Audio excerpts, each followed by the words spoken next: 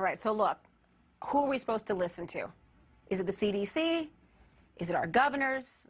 What's the deal?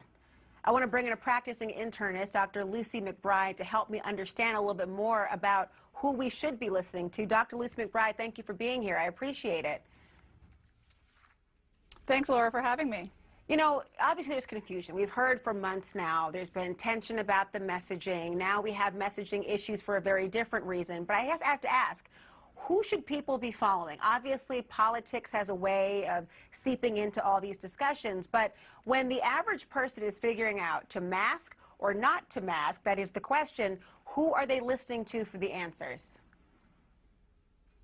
It's a great question. And I think for 2 years, people have been starved for clear, transparently communicated facts and data and a framework within which they can make complex decisions to protect themselves, their families, and their communities.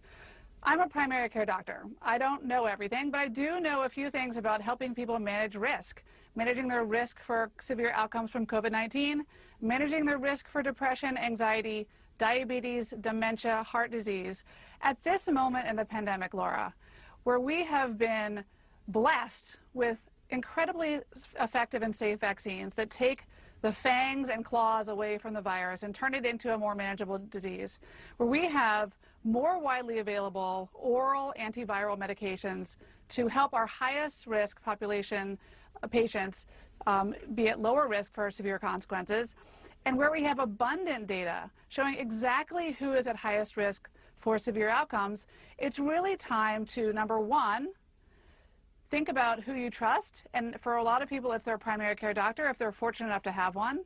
And number two, to think about shifting the responsibility of protecting you in your classroom, for example, from the government to your own personal risk tolerance. At this moment, it's appropriate to think about unmasking kids in schools when they face the lowest risk for poor outcomes from COVID and are right now subjected to the strictest measures